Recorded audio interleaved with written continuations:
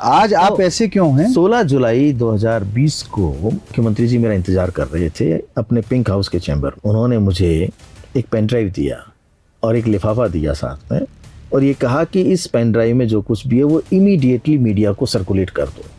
और मैं देखा कि सारे टीवी चैनल्स चल रहे हैं और मुख्यमंत्री जी बैठ के सबको देख रहे हैं और बड़े खुश हो रहे हैं कि भाई अब हो गया काम जो मैं करना चाहता था। तो उन्हें लगता था कि यार कहीं ऐसा मेरा ही है, कहीं ऐसा नहीं हो कि इसके पास कुछ रखा हो और ये किसी दिन मेरा कबाड़ा कर दे। और जिस दिन उनको ये भरोसा हो गया कि अब ये मेरा कुछ नहीं बिगाड़ सकता, उसी दिन से उन्होंने अपना रुख बदल लिया।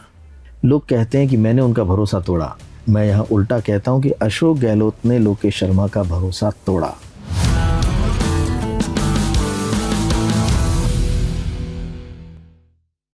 इतने वर्षों में आपने उनके साथ काम किया, फिर ऐसा क्या हुआ कि आज आप सरकार के जाने के बाद, सरकार जब तक थी तब तक आप सरकार में थे, आप उनकी आंख भी थे, कान भी थे, नाक भी थे, सब मतलब, और आज जैसे ही सरकार गई 2-1 वर्ष पहले, उसके बाद आप विरोध में खड़े हैं। क्या कोई ऐसी घटना? बिल्कुल। वो क्या रीजन है? क्योंकि हमको मतलब बहुत सारे लोगों को ये भी लग सकता है, ऐसा भी तो हो सकता है जैसे मुख्यमंत्री ने प्लानिंग की सचिन पायलट की इमेज को और करियर को टेम्पर करने की, क्या पता आप सचिन पायलट की प्लानिंग, ऐसा भी तो हो सकता है। हाँ बिल्कुल, बैकिंग हो सकती है आपको सचिन पायलट को, लोकेश मैं खड़ा हूं तुम्हारे साथ, करो। ऐसे कयास लगाए जा सकते हैं, लेकिन मेरा प्रकरण तो बहुत स्पष्ट है। तो आत्मा आपने कैसे जानी? सरकार में रहते हुए आपने, सुनिए उसी पे आ रहा हूँ और मैं उसी का आपको जवाब देता हूँ। और क्योंकि मेरा सवाल अभी पुराना वाला सुनकर, हाँ, आप ही नहीं जो लोग भी आपके इस कार्यक्रम को देख रहे होंगे उनको भी ये समझ में आ जाएगा कि जिस तरह से बातें की जाती हैं लोकेश शर्मा को लेकर, कि आज सरकार जाने के बाद, सरकार में तो बहुत मलाई खाई, बहुत पद पे रहे, उनकी हर एक्टिविटी में शामिल रहे, और सरकार जाने के बाद ऐसा क्या हो गया कि पूरी तरह से विरोध में आ गए। हाँ, ये मैंने जहां से शुरुआत की थी कि मेरा कोई विरोध नहीं है उनसे, किसी तरह का कोई विरोध नहीं है, ना मैं आज भी उनके विरोध में कुछ बोल रहा हूँ। मैं जो कुछ भी कर रहा हूँ, ये घटना है 2020 की, जब राजनीतिक संकट का माहौल बनाया गया। बिल्कुल 16 जुलाई 2020 को जब सरकार के तमाम विधायक, कांग्रेस के तमाम विधायक बाड़ेबंदी में थे, होटल फेयरमाउंट में थे, और ये माहौल बन गया था कि इनमें से किसी को भी कोई खरीद फरोख्त कर सकता है, ले जाया जा सकता है, तो उन सबको वहाँ एकत्रित किया हुआ था। और मुख्यमंत्री जी उन्हें संभालने आते थे कि भाई सारे लोग ठीक है ना, किस तरह से एक्टिविटीज चल रही हैं। स्वयं आते थे? हाँ, स्वयं आते थे, क्योंकि सब लोगों के तो टेलीफोन्स वगैरह सब सर्विलांस पे लिए हुए थे, निगरानी के लिए कि भाई कौन किससे बात कर रहा है, किस तरह की बात कर रहा है। तो 16 जुलाई 2020 को भी वो वहाँ पधारे। चूंकि मैं उनका ओएसडी था तो मैं भी उनके साथ हर जगह आता जाता था, और हमारी जिम्मेदारी ये थी कि आप ये ध्यान रखना, मुख्यमंत्री जी के निर्देश थे, ये ध्यान रखना कि कौन व्यक्ति किससे बात कर रहा है, किससे मिल रहा है, और ये क्या चर्चाएं करते हैं आपस में। यानी हमें तो उनकी निगरानी करने के लिए उस जगह पर रखा जाता था। अच्छा। हम उन्हें रिपोर्ट भी करते थे कि आज ये हुआ, इसने इससे ये बातें की, इससे मिले, आपस में 2 विधायक, ये वो नाम है जो दिन में इतनी देर साथ रहे। तो वो सारी घटनाक्रम हुआ इतना मतलब बिग बॉस जैसे चलता है। 300 से ज्यादा कैमरे, ये माहौल बनाना था कि मेरी सरकार गिर रही है और मैं उसे बचाने के लिए लगा हुआ हूँ, तो वो तो हर तरह से अपनी उस चाल को चल ही रहा था। उस खेमे में भी कुछ विरोधी थे क्या, जिनको बाद में मैनेज किया गया? लगता था बिल्कुल, कई लोगों को बाद में लेके आए ना, 3 विधायकों को हम लेके ही आए, चाहे वो चेतन डूडी रहे हो, सवाई माधोपुर के दानिश अबरार जी रहे हो, रोहित बोरा जी रहे हो, इन तीनों को बाद में लेके आए गया। और उन सबके साथ रात को 2:30 बजे मैंने प्रेस कॉन्फ्रेंस करवाई। जो तत्कालीन इंचार्ज जनरल सेक्रेटरी थे अविनाश पांडे जी, और ये वही लोग हैं जो फेयरमाउंट में थे और फिर बाद में नहीं, इनके लिए ये कहा जा रहा था कि ये वहां जाने वाले हैं, हमसे मिलने वाले हैं, तो ये शायद हो सकता है रास्ते में पहुंच भी गए थे, इनको लेके आया गया और वहां रात को 2 बजे 2:30 बजे प्रेस कॉन्फ्रेंस करवाई गई आनंद फानंद में। तो वो घटनाक्रम मैं आपको बता रहा हूँ जिसमें ये सारी चीजें आज इस रूप में हुई। हाँ, आज तो आप ऐसे क्यों हैं? 16 जुलाई 2020 को जब ये हो रहा था तब मैं वहां था, और वो सबसे मिलने जुलने के बाद अपने निवास पहुंच गए, सरकारी निवास पहुंच गए लगभग 1-1.5 घंटे बाद, क्योंकि पहले दिन में तो मैं उनके साथ था ही और मैं वहीं रुक गया था होटल में। 1-1.5 घंटे बाद उनके जो पर्सनल सुरक्षा कर्मी हैं, पीएसओ जिन्हें कहा जाता है, रामनिवास जी, उनका मेरे पास कॉल आया कि मुख्यमंत्री जी आपको याद कर रहे हैं, आप तुरंत आइए। अब होटल फेयरमाउंट है कूकस में, और कुकस से यहाँ सिविल लाइन पहुंचने में तो काफ़ी समय लगता ही लगता। ठीक है। तो मैंने कहा ठीक है मैं आता हूँ, और मैंने अरेंजमेंट किया इमीडिएटली भी चलो मैं निकलता हूँ। वहाँ से यहाँ तक आने में लगभग 1.5 से 2 घंटे का समय लग जाता है। तो मुझे आने में लगभग 6 बज गए, 6 साढ़े 6 बज गए मुझे वहाँ आने में। इस दरमियान भी 2-3 बार उन सुरक्षा कर्मी का मेरे पास फ़ोन आ गया कि जल्दी आओ भाई, बहुत अर्जेंट काम है, मुख्यमंत्री जी याद कर रहे हैं। मैं जैसे ही वहाँ पहुँचा तो मुख्यमंत्री जी मेरा इंतज़ार कर रहे थे अपने पिंक हाउस के चैम्बर में, अच्छा, जो कि मुख्यमंत्री निवास का ही एक हिस्सा है पिंक हाउस। पिंक हाउस, बिल्कुल, उसमें वो बैठ के इंतज़ार कर रहे थे। मेरे पहुँचते ही उन्होंने मुझे एक पेन ड्राइव दिया और एक लिफाफा दिया, साथ में अपने हाथों से दिया, और ये कहा कि इस पेन ड्राइव में जो कुछ भी है वो इमीडिएटली मीडिया को सर्कुलेट कर दो। क्योंकि मैं मीडिया देखता था, अब मीडिया को कोई चीज़ बतानी है या मीडिया को किसी इवेंट की कोई जानकारी देनी है या कोई खबर पहुंचानी है तो सिर्फ मेरे द्वारा ही करवाई जाती थी। ठीक है। और मुझे अगर ये कहा जा रहा है कि आप मीडिया को ये चीज़ दे दो, तो वो तो मेरी ऑफिशियल ड्यूटी और ऑफिशियल ड्यूटी में है उनके डायरेक्शंस को फॉलो करना। चूंकि मैं काम वही देखता हूं, तो मेरे मन में ये आया ही नहीं कि मैं इनसे पूछूं कि इसमें क्या है और क्यों पूछूं। हाँ, जबकि आपका काम है वो। मेरा बॉस मुझे ये डायरेक्शन दे रहा है कि भाई आप ये मीडिया को पहुंचा दीजिए। मैंने कहा ठीक है। अब चक्कर ये पड़ा कि भाई पेन ड्राइव से तो सीधे मीडिया को कैसे मैं सर्कुलेट करूं, हाँ, वो देखना पड़ेगा आपको। तो मैंने कहा कि ठीक है मैं ये कर देता हूं। मैं उस पेन ड्राइव को लेके तुरंत घर पहुंचा और उस पेन ड्राइव में जो कंटेंट था उसको मैंने कॉपी किया अपने लैपटॉप पे। तब तक भी मैंने ये देखा नहीं कि इसमें क्या है। 3 उसमें फाइल्स थी। उन तीनों फाइल को मैंने अपने मोबाइल डिवाइस पे लिया, क्योंकि मुझे शेयर करना था ना, उन तक पहुंचाना था। और पहुंचाने का माध्यम ये तो होता नहीं कि मैं हर जगह जाके पेन ड्राइव एक एक मीडिया हाउस को देता या एक एक रिपोर्टर को देता। कैसे पहुंच पाता मैं? वो एक बार तो मोबाइल में या कहीं तो मोबाइल के माध्यम से जो मैंने यहाँ एक अपने तमाम मीडिया के साथियों का जो एक ब्रॉडकास्ट लिस्ट बनाई हुई थी, उस लिस्ट में ही, क्योंकि वो प्रैक्टिस में था, जो भी सूचना हम प्रदान करते थे, देते थे, वो उस लिस्ट के माध्यम से जाती थी सभी को, और वो उस पर एक्ट भी करते थे। तो वो एक ऑफिशियली चैनल बना हुआ था कि मैं उस लिस्ट में जो ब्रॉडकास्ट लिस्ट में शेयर करूंगा और उससे सबको सूचना मिल जाएगी। हाँ, एक बार डालेंगे और जितने भी पत्रकार उससे ग्रुप से जुड़े हुए हैं सीएम के, वो सूचना मिल जाएगी कि भाई ये इनकी तरफ से मुख्यमंत्री जी ये चाहते हैं और उनकी तरफ से ये स्टेटमेंट है। ठीक है। तो मैंने अपने निवास पर आकर उसे पहले लैपटॉप पे लिया और लैपटॉप से मोबाइल डिवाइस पे लिया, और मोबाइल से उस ब्रॉडकास्ट लिस्ट पर वो तीनों की तीनों फाइल्स को मैंने फॉरवर्ड कर दिया। क्या थी वो? और एक साथ में एक स्क्रिप्टेड पेपर था, उसका भी फोटो लेके मैंने तीनों को फॉरवर्ड कर दिया। तब तक भी मुझे ये नहीं पता था कि इसमें है क्या।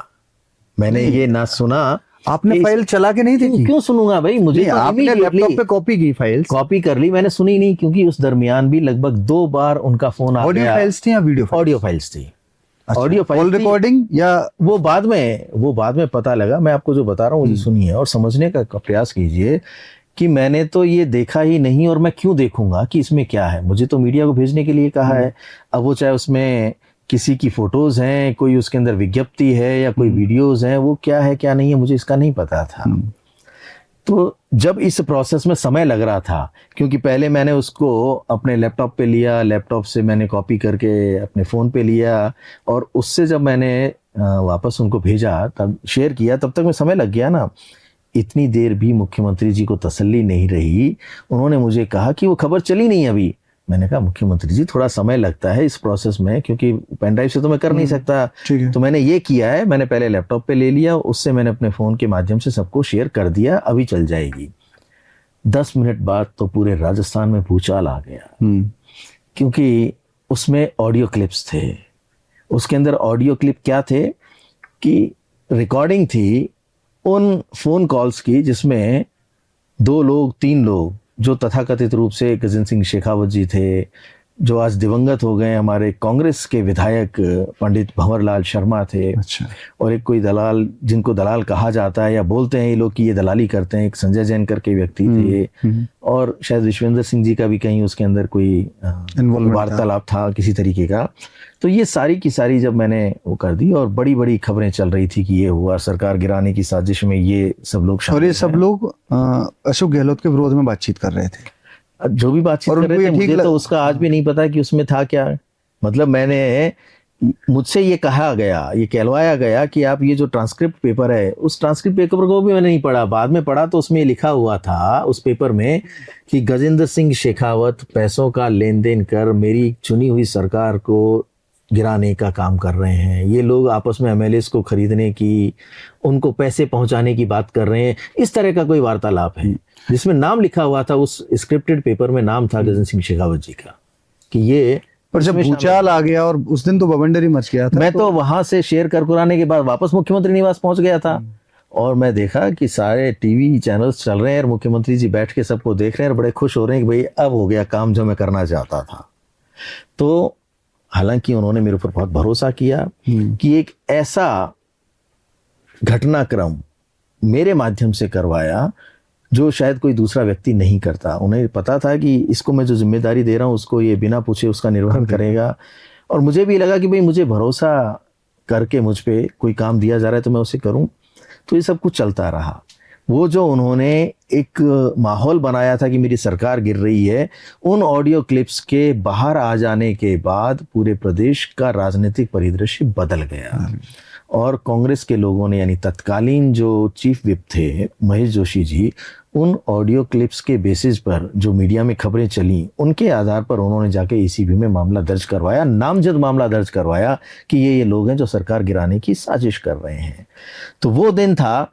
उसके बाद ये जो चाहते थे वो हुआ, माहौल बन गया कि इन्होंने अपनी सरकार को बचा लिया, जो सरकार नहीं गिर रही थी ना उसे बचा लिया, इस तरह का इन्होंने माहौल बनाया। तो सारी चीज़ें शांत हो गई, सामान्य हो गई, सवारी गतिविधियां नॉर्मल चलने लगी। इन्होंने आला कमान तक को ये मैसेज कर दिया कि मैंने सरकार जो गिर रही थी वो बचा ली। अब देखिए कहाँ से टर्न हुआ। मुझे जो काम दिया वो मैंने कर लिया और मेरे लिए कोई बहुत बड़ी बात भी नहीं थी, भी मुझे कहा मैंने कर लिया। जब स्थितियां सारी सामान्य हो गई, 2020 का वो साल निकल गया, उसके बाद भी 3 महीने निकल गए। 2021 मार्च में अब कहाँ खलबली शुरू हुई, कहाँ से पूरा का पूरा परिदृश्य बदला, सिनेरियो चेंज हुआ। मार्च 2021 में गजेंद्र सिंह शेखावत जी जो तत्कालीन केंद्रीय मंत्री थे, उन्होंने मेरे खिलाफ नामजद एफआईआर दिल्ली में दर्ज करवाई कि मुख्यमंत्री के ओएसडी लोकेश शर्मा ने हमारे टेलीफोनिक कन्वर्सेशन को इलीगली इंटरसेप्ट करके वायरल किया है, सर्कुलेट किया है। यानी मेरा नाम था, कुल मिला के फोन टेपिंग की। हाँ, फोन टेप किया है, हमारा कॉल रिकॉर्ड किया है, इलीगली कॉल रिकॉर्ड किया है।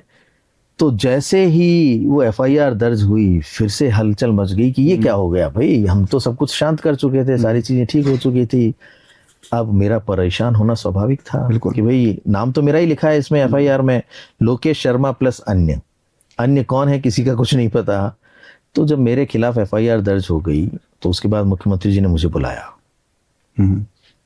और कहा कि लोकेश तुम चिंता मत करो, मैं तुम्हारे साथ हूं, हमें चाहे सुप्रीम कोर्ट जाना पड़े तुम्हारे ऊपर आंच तक नहीं आने दूंगा और तुम निश्चिंत रहो। ठीक है। लोकेश शर्मा को क्या चाहिए था, प्रदेश का मुख्यमंत्री उनके कंधे पर हाथ रखकर ये भरोसा दिलाए और ये कहे कि अब आप चिंता मत करो, ये सब कुछ मैं संभालूंगा, जो कुछ भी हुआ है।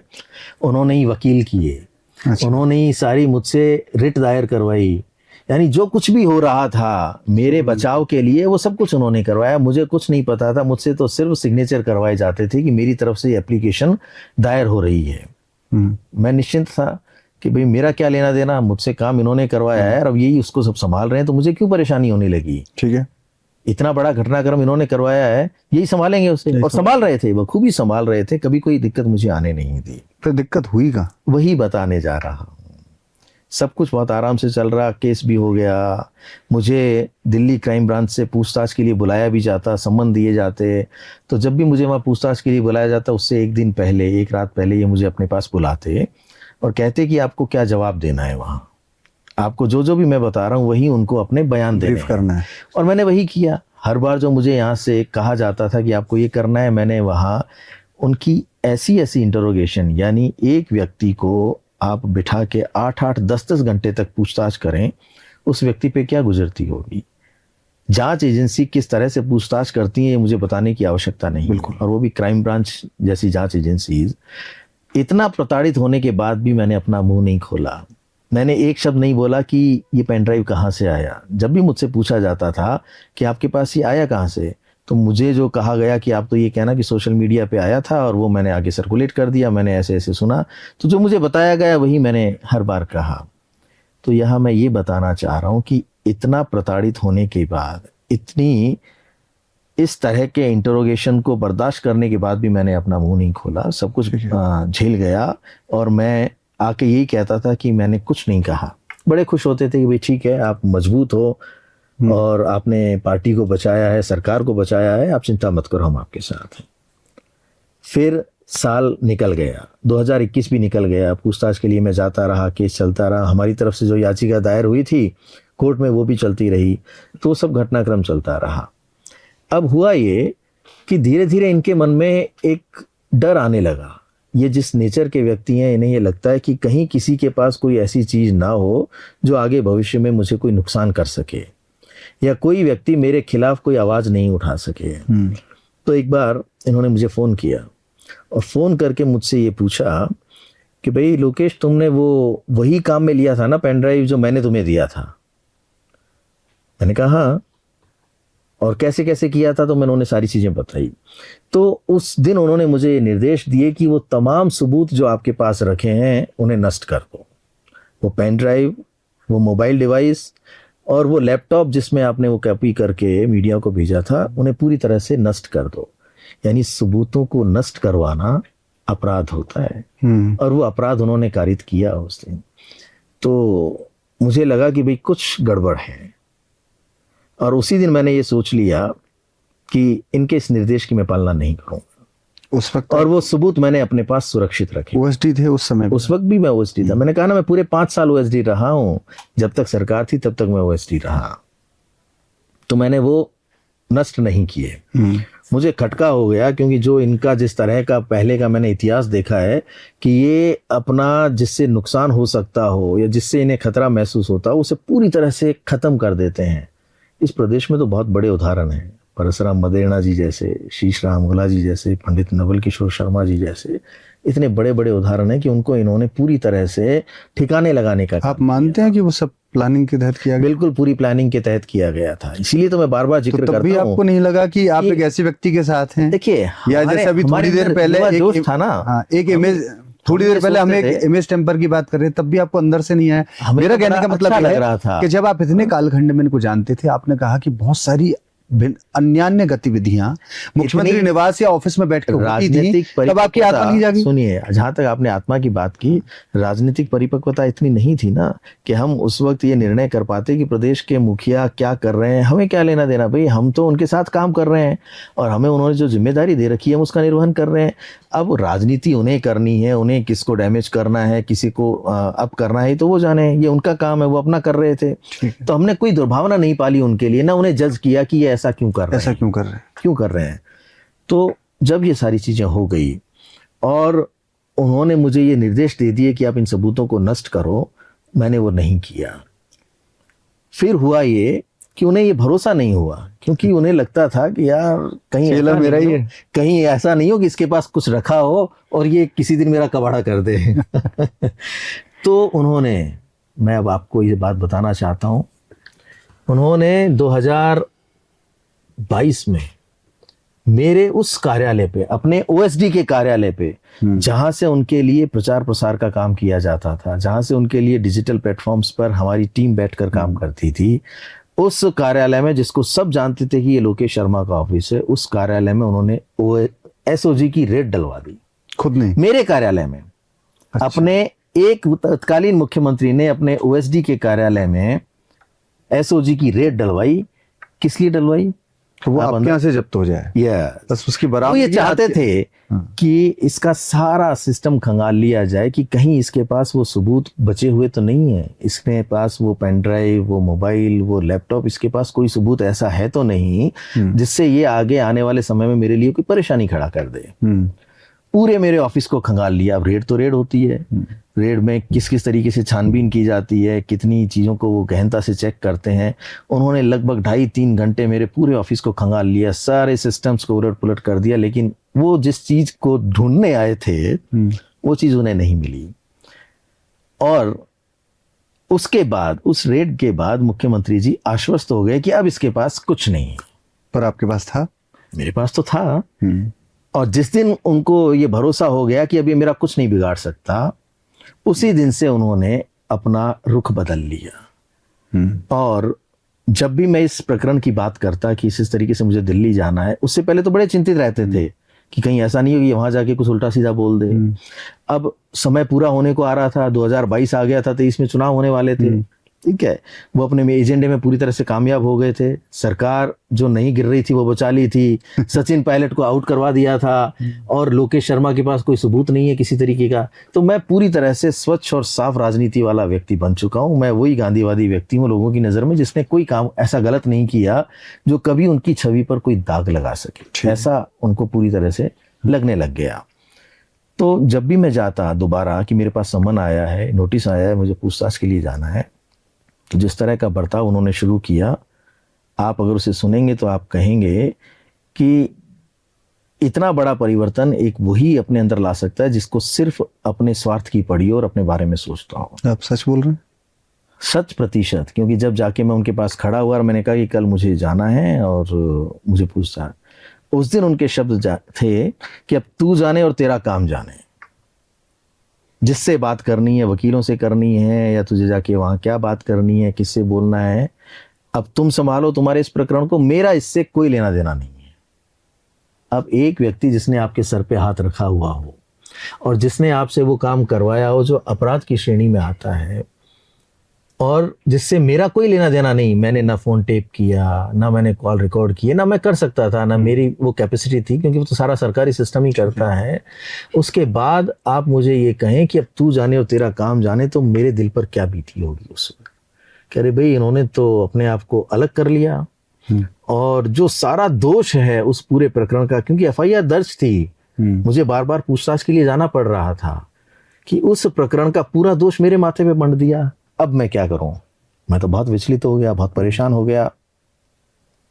और ऐसी स्थिति में था कि सरकार चल रही थी, ऐसे समय पर मैं कुछ बोलूंगा तो मेरा ये क्या कर देंगे मैं जानता था। पुलिस इनकी थी, एसओजी इनकी थी, एसीबी इनकी थी, खुद गृह मंत्री भी थे। और प्रदेश का मुखिया, जब सत्ता आपके पास होती है, सत्ता के शीर्ष पे होते हैं, मुख्यमंत्री होते हैं, तो आप कैसे सिस्टम का दुरुपयोग करते हैं हमसे बेहतर कौन जान सकता है। और फिर मजे हुए राजनेता भी। तो अगर उस वक्त मैंने इस खुलासे को किया होता कि ये सब चीजें इस तरीके से हुई हैं, तो पहली बात तो ये कि मेरा अता पता ही नहीं लगता कि मैं किस तरह से, किस प्रकरण में मुझे कहाँ खत्म कर दिया गया, मेरे परिवार को खत्म कर दिया गया, किसी को पता नहीं लगता।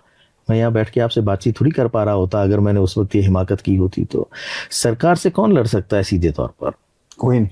कोई लड़ सकता है क्या सिस्टम से? और वो भी ऐसी सरकार जिसका मुखिया सिर्फ अपने बारे में सोचता हो, जिसको सिर्फ अपनी पड़ी हो, तो वो तो पूरी तरह से ठिकाने लगा के नेस्तनाबूद कर देते मुझे। दूसरा, एक और भावना मेरे अंदर थी कि अगर अभी मैंने इस प्रकरण को उजागर किया तो इन मुख्यमंत्री को जेल जाना पड़ेगा और ये सरकार गिर जाएगी, क्योंकि बहुत बड़ा अपराध होता है। आप किसी जनप्रतिनिधि के फोन्स को रिकॉर्ड कर लें, इलीगल तरीके से रिकॉर्ड कर लें, सर्विलांस पे लेकर उसे सर्कुलेट कर दें, तो वो अपराध होता है। पहले भी सरकारें गिरी हैं भाई, उदाहरण है इस देश में। तो वो भावना थी। तीसरी थी कि मेरी पार्टी को नुकसान होगा। आज अगर मैं किसी भी तरीके से इन सब चीजों को बाहर निकालता हूं तो मेरा स्वयं का नुकसान होगा, मेरे उस मुख्यमंत्री का नुकसान होगा जिनको कि मैंने आज तक इतना माना है, जिनके प्रति मैंने अपना सब कुछ न्यौछावर कर दिया, उनका बहुत बड़ा नुकसान होगा। और मेरी उस पार्टी का, जिस पार्टी में मैंने 25 वर्ष लगातार सक्रिय होकर काम किया है। तो मैं चुप रहा। ये जो बार बार सवाल उठता है ना कि लोकेश शर्मा ने मलाई खाई उस वक्त, तो इस वक्त नहीं बोलता तो मैं आपके सामने नहीं बैठा होता, मेरी पार्टी को नुकसान होता। सरकार जब चली गई, देखिए मैंने कब इन सब चीजों को उजागर किया? जब मुख्यमंत्री नहीं रहे, जब इन्होंने जाकर राजभवन में अपना इस्तीफा सौंप दिया ना राज्यपाल महोदय को, उसके बाद सोशल प्लेटफॉर्म्स पर पहली बार मैंने लिखा। और उस वक्त भी मैंने इस ऑडियो क्लिप की या फोन टेप की बात नहीं की, उस वक्त भी मैंने ये कारण बताए कि हम सरकार की वापसी क्यों नहीं कर पाया।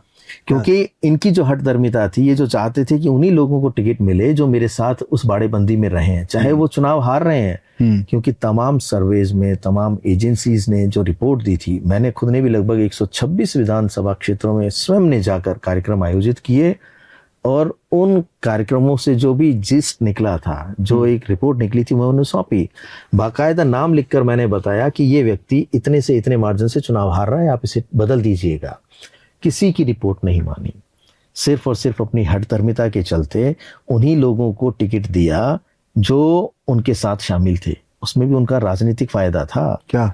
उनका फायदा ये था कि उन्होंने सोचा कि जिन लोगों को मैं टिकट दे रहा हूं, अगर ये सारे एमएलए बन के आते हैं, संख्या में हम ज्यादा होते हैं, तो ये मुख्यमंत्री के लिए मेरा ही तो नाम प्रस्तुत करेंगे आला कमान को। और अगर ये सब हार जाते हैं तो वो व्यक्ति भी मुख्यमंत्री नहीं बन सकता जिसके लिए आला कमान सोच रहे हैं, क्योंकि तब तो पार्टी चुनाव हार जाएगी। दोनों तरह से उनकी बल्ले बल्ले थी। आज तक कोई ये समझ ही नहीं पाया कि ये खेल इतना बड़ा हुआ कैसे। पहले तो पार्टी की सरकार चली गई उनकी हठधर्मिता की वजह से। अगर ये दूसरा, जीते तो मैं बनूंगा, अगर ये जीत गए सारे, तो क्योंकि मैं मेरे बनूंगा। आदमी है ना, मैंने और ही तो हार जीत गए किया है। तो कोई और बन ही नहीं सकता। तो हार ही गई ना, पार्टी चुनाव ही हार गई तो। अगर 30 लोग चुनाव हार ठीक है, जाएंगे ठीक है। जिनको लोग कह रहे हैं कि इनको टिकट मत दो, तो ठीक है, मुझे पता है कि चुनाव हारेंगे या जीतेंगे, लेकिन बाई चांस जीत गए तो मुख्यमंत्री तो मैं ही बनूंगा। ठीक है। और अगर हार जाते हैं तो उसे कोई बना ही नहीं रहा, क्योंकि सब पार्टी चुनाव हार गई है सारी की सारी। ये इसके पीछे षड्यंत्र था, ये इसके पीछे भावना थी कि क्यों अपने ही लोगों को लेकर उन्होंने जिद की और आला कमान को ये भरोसा दिलाया कि आप इन्हीं लोगों को टिकट दो, मैं इन्हें जिता के लाऊंगा, क्योंकि खुद का खेल था ये सारा का सारा। तो जब चुनाव हार गए और उसके बाद भी मेरे ऊपर वो एक तलवार लटकी हुई थी कि मुझे कभी भी गिरफ्तार किया जाए, जांच एजेंसियों की। जांच एजेंसियों की, कि मुझे, मेरे ऊपर बहुत बड़ा संगीन आरोप था भाई ये, जिसका मेरे पास कोई जवाब ही नहीं था। आज तक तो मैं जब भी जाता था उस घटनाक्रम से पहले वही जवाब देता था जो मुझे कहा जाता था। तो अब लोकेश शर्मा उस केस को कैसे बर्दाश्त करे जिस तरह की घटना का उसका कोई लेना देना ही नहीं रहा। यानी पूरा दोष मैं अपने ऊपर कैसे ले लूं, अपने सर पर कैसे ले लूं, मेरा परिवार क्यों सफर करे जो अपराध मैंने किया ही नहीं उसके लिए। ठीक है। तब जाके मैंने पहली बार लोकसभा चुनावों से पहले अप्रैल 2024 में, तभी मैंने 3-4 महीने का समय लिया सोचने में, जब मैं पूरी तरह से टूट गया, विचलित हो गया कि अब मेरे पास बचाव का कोई रास्ता नहीं है। लोगों को सच तो पता लगना चाहिए। हर व्यक्ति कह रहा है कि लोकेश शर्मा ने फोन टेप किया, लोकेश शर्मा ने फोन टेप किया। जैसे आप जब जांच एजेंसियों के घेरे में आए तो मुख्यमंत्री ने आपसे कहा, अशोक गहलोत ने, कि घबरा मत, मैं तेरे साथ खड़ा हूं। जब सरकार कांग्रेस की जा चुकी और फिर आपने 4 महीने का और समय लिया कि अब मैं उजागर करूं, क्या तब भी किसी ने संबल, प्रेरणा या आश्वासन दिया कि मैं तेरे साथ खड़ा हूं? इसीलिए तो मैं टूट गया बुरी तरीके से। एक व्यक्ति ऐसा नहीं था, ना तो कांग्रेस पार्टी का, ना स्वयं मुख्यमंत्री, ना उनकी कैबिनेट का कोई व्यक्ति, ना उनके आसपास रहने वाले वो तमाम। नहीं, मैं कुछ और पूछ रहा हूँ। सुनिए, आप खुलासे करो, हम आपके साथ खड़े हैं, ऐसा किसी ने बोला? नहीं, ऐसा कोई बात नहीं हुई। किसी ने ये नहीं कहा कि आप ये करिए और हम आपको सहयोग करेंगे। लेकिन इसका उल्टा हुआ ना कि भाई सरकार चली गई, आपके ऊपर वो तलवार लटकी हुई है कि कभी भी आपको अरेस्ट किया जा सकता है। और उन 2-3 महीनों में बार बार प्रयास किया कि वो वापस उसी मोड में आ जाएं, क्योंकि मुख्यमंत्री नहीं है इससे कोई फर्क नहीं पड़ता। सरकार है, पूर्व है, लेकिन फर्क इस बात से पड़ता है कि जिस व्यक्ति ने आपको भरोसा दिया है वो भरोसा आज तक कायम है या नहीं है। लोग कहते हैं कि मैंने उनका भरोसा तोड़ा, मैं यहाँ उल्टा कहता हूं कि अशोक गहलोत ने लोकेश शर्मा का भरोसा तोड़ा। उसके बाद लोकेश शर्मा ने रिएक्ट किया अपने आप को बचाने के लिए, क्योंकि जो भरोसा उन्होंने मुझे दिलाया था कि मैं तेरा कुछ नहीं होने दूंगा, वो व्यक्ति ये कहे कि अब तू जाने और तेरा काम जाने, तू निपटना इससे, तो मैं कैसे निपट सकता हूं भाई? मेरे पास तो कोई साधन नहीं है, संसाधन नहीं है कि मैं कैसे इतने बड़े मामले को अपने सर पर लेकर ये होने दूं कि मेरे ऊपर केस चलता रहे। क्या मैं तिहाड़ में चला जाऊं, जेल चला जाऊं क्या मैं इस सब के लिए? तो क्या मैं खाक राजनीति करूंगा अगर मैं अपने आप को नहीं बचा पाऊं? तो उस वक्त मैंने ये तय कर लिया कि अब मैं सच प्रदेश की जनता के समक्ष रखूंगा, क्योंकि मेरे पास बचाव का कोई रास्ता नहीं है। और तब जाकर मैंने वो खुलासे किए और मैंने ये कहा कि ये पेन ड्राइव, ये ऑडियो क्लिप्स मुझे तत्कालीन मुख्यमंत्री ने अपने हाथों से सरकारी निवास पर बुला कर दिए। जांच एजेंसी और ये बताइए आपने बात सारी। उसके बाद तो जांच एजेंसी पब्लिक डोमेन में आपने जब डाल दिया, पब्लिक डोमेन में आ गया। उसके बाद मैं जांच एजेंसी के पास गया। जब उन्होंने मुझे अगला सम्मन दिया तो मैंने रिटर्न में अपना 7 पेज का स्टेटमेंट वहां नोट कराया। अभी भी चल रहा है प्रकरण? हाँ, जांच, अब तो मैं सरकारी गवाह बन चुका हूँ। सरकारी गवाह है अब मैं तो उस पूरे प्रकरण में सरकारी गवाह बन चुका हूं। जब भी मेरी आवश्यकता होगी जांच एजेंसीज को और न्यायालय को, क्योंकि न्यायालय ने मंजूरी दी इस बात की, क्योंकि उस घटनाक्रम का चश्मदीद सिर्फ मैं ही हूँ, इसलिए जो भी सच है उस घटना से संबंधित वो उसकी जानकारी मेरे ही पास है। तो मैंने निवेदन किया न्यायालय को कि भाई मैं सारी घटना की सच्चाई जांच एजेंसीज को देना चाहता हूँ, कृपया मुझे अप्रूवर बनने का मौका दें। और मेरी उस एप्लीकेशन पे उन्होंने मुझे मंजूरी दी, बाकायदा न्यायालय ने मंजूरी दी। जो भी घटनाक्रम था उससे संबंधित जो सबूत थे वो सारे मैं जांच एजेंसीज को सौंप चुका हूँ, उनको हैंडओवर कर चुका हूँ और पूरे घटनाक्रम का सिलसिलेवार ब्यौरा दे चुका हूँ।